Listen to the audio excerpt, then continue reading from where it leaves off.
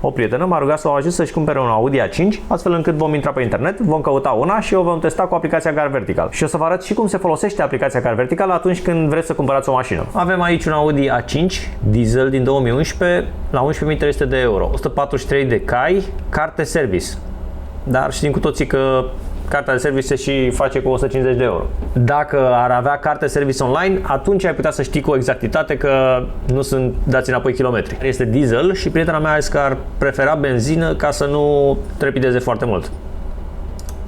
Audi A5, ia să vedem. 2010, 160.000 de kilometri, benzină, sedan. 9500. Prețul e bun. Marius. 2010, 2000 benzină. E bine că e impozitul mic.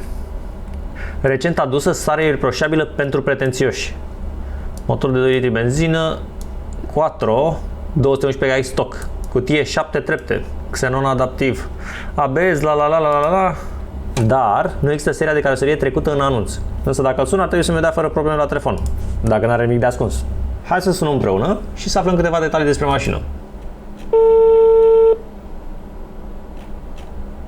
Alo? Salut, Marius? Salut, da. Ai un Audi A5 la vânzare. Da? Are cartea de România scoasă?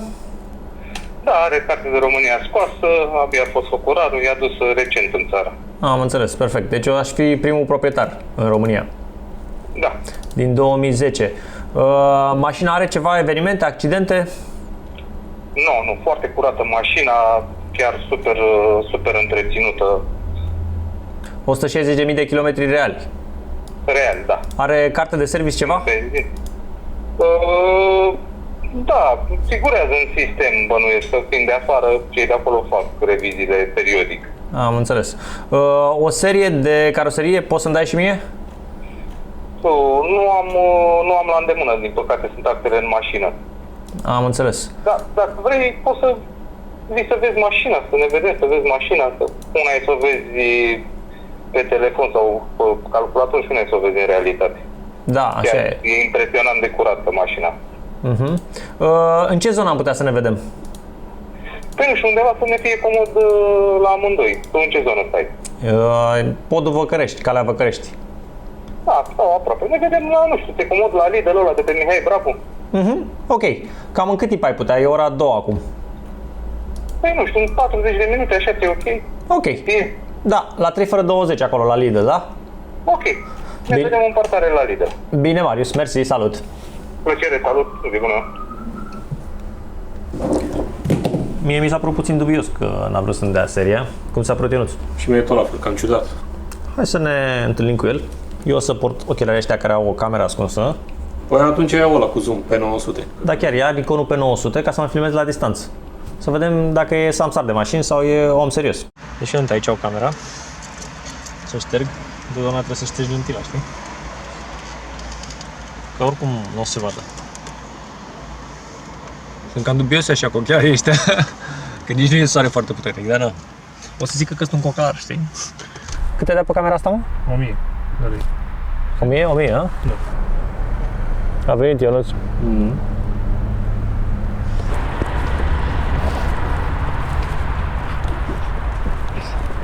Salut, Marius. Marius. Andy. Pare bine. Deci asta e mașina. Asta e mașinuța. Din ce an e? 2010. 2010. Da, a adus acum în țară, i-am scos carte de România. Dar ai polișat-o că prea arată bine. Nu, uite, chiar nu am polișat, uite, mai are imperfecțiuni, uite, și pe aici. Mașina e chiar foarte curată, de-aia ți-am și zis că merită să o vezi. Arată foarte bine. De orice verificare. Da, bine. Îmi dau seama că mașina nu e nouă și de-aia mai are, că vezi că mai are pe aici, uite. Mai are și ea, că are 9 ani de zile, nu e nouă. Da, știi care e combinația? Eu iau mașina asta pentru o prietenă și îți dai seama, n-are chef să umble, să facă toate astea. Păi ce să faci, frate, la asta? Uite și cum arată mașina asta. Da. Nu e de-aia de samsar să zici că e pregătită, că, uite, imperfecțiuni mici care mai sunt pe la ea, dar e mașină de 9 ani. N-a avut evenimente, n-are niciun accident, nu e revopsită. Poți să-mi deschizi și mie în spate să mă uit dacă a fost bușită, știi, că așa am învățat în 20 de ani, că așa verific o mașină, mă uit aici în spate dacă a fost lovită, știi? Tu știi, Aici. frate, că te pricepi mai bine ca mine, văd. Da? Păi, na, mai știu și eu una alta, știi? Da, mașina asta chiar e o mașină curată, venită din Germania, acolo. Știi cum sunt drumurile acolo și cum se circulă, ca la noi. Cum se zice, a avut-o doar o bătrânică. Doar o bătrânică, asta, uite, coincidența face că ăsta era profesor universitar omul. Da? Pasionat de mașini, cupe, de chestii de genul ăsta, am urmărit mașina pe internet foarte mult timp. Da. Și câți kilometri are? 184.000 sau ceva de genul ăsta. 184.673. Ok. Și merge bine? Nu bate, nu troncăne? Absolut nimic, frate, dacă vrei mergi să te plimbi cu ea și vezi că nu are nicio problemă. Bară de RS5, așa i-a pus-o omul. Hens, era un pasionat așa de mașină. Grilă de RS5. Păi nu mai are grila, bară și nu se fac de bani. Am înțeles. Și care ar fi ultimul preț? Că știi care e treaba? Ți-am zis, mi-am mașina asta pentru o prietenă. Și na, ea nu negociază. Vă spun sincer, sub 9.000 de euro nu vând mașina. Deci 9.000 ar fi ultimii bani. Ultimii bani. 9.000. Cam ce consum are? Undeva la oraș, undeva la 10%, 11%. E 2.0, aspirat. Și fuge? Trage bine, are 211 cai, chiar se mișcă bine mașina. Arată marfă trapa asta. Și la interior e curată, e... Oh. Da, mai trebuie băgat un ban în ea, vezi? Astea trebuie să le cumperi noi. Sau mă rog, poți să le cumperi și SH, mă gândesc. Sunt detalii pentru o mașină de 9 ani, frate. Butonul ăsta de start-stop cam e mâncat pe aici. 184.000 de kilometri. Îți dai seama, la kilometri ăștia așa trebuie să arate o mașină.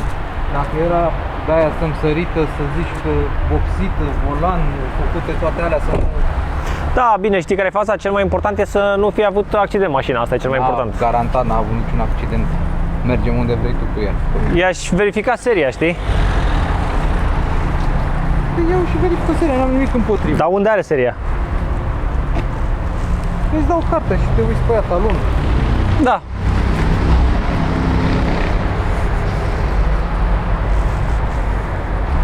Să-mi dai și mie seria să o verific. Ok. WA1 Da, CFA da, FR da, 4AA da, 01 da, 8534. ok.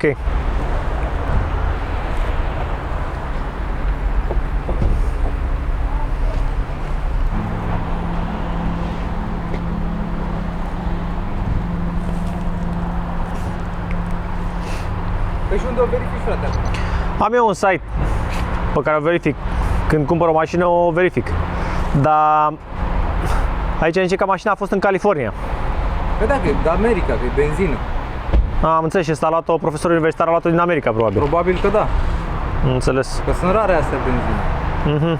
Deci mașina a fost de America. De America, da. Am înțeles. Deci asta e... Ok. Auzi, dar știi care e faza? Că pe seria asta mi arată că a avut un accident. Nu, cred, frate, că n-are niciun accident, să vedea mașina dacă avea... Uite, fii atent. Ia uite. Să fie manevră, să fie altă mașină? Bă, nu cred că e actualizat asta cu baza de date. Pentru că fii atent. Fii atent că sunt și scaunele la fel. Ia uite. Știi? 88.000 de mile. Și a fost cam îndoită. 18534. Da, nu cred că e... Nu cred că dă informația corect site-ul. Ce site e ăsta? E un site de ăsta internațional. Dar faza e că sunt și poze cu mașina, știi? Adică, na. Da, frate, asta e mașina, dar eu nu cred că e aia. Nu e reportată furată, nu e nimic. Ultimul kilometri sunt real, vezi că putem să vedem aici. Ultimul kilometraj e 142.000 și acum cât are 180.000, nu? 180.000. Ok, deci kilometrii sunt ok. Asta e bine că sunt kilometri reali, dar a avut un accident. Și asta e cam nașpa, știi? Adică, ia uite. Și mai ales pentru o femeie, și ce zic? Da, nu știu ce să zic, dar nu cred că asta. Deci dacă ai lăsat-o în 7.000 de euro, eu aș putea să o iau. Nu, frate, nu dau pe bani ăștia. Nu dai pe 7.000? Nu. Te pup, o zi bună. Cam asta ar fi oferta mea. Salut, numai bine. Bine, mersi. Bă, ce l-am prins pe Samsar cu ceara vopsită. Da? A zis că mașina e de Germania și când i-am arătat că m-am prins că mașina e de America, a dat-o la întors. Că da, s-ar putea ca profesorul universitar să o fi luat din America. Deci să vezi ce față a făcut când i-am arătat că mașina a fost bușită, nu venea să creadă. A încercat să spună că nu, domnule, că nu e asta mașina. Deși el mi-a dictat seria, știi? El mi-a dictat seria și am verificat-o pe Car Vertical. Deci e super tare, frate. Deci nu că le fac eu reclamă, dar chiar funcționează site-ul. E mega tare. Trebuie să îi punem un smiley pe față, că i-am zis că îl bag pe YouTube. Da? Da. Să le lași oamenilor un link la descriere cu Car Vertical. Poate au nevoie să verifice o mașină. Și noi hai să căutăm alta 5. Ok.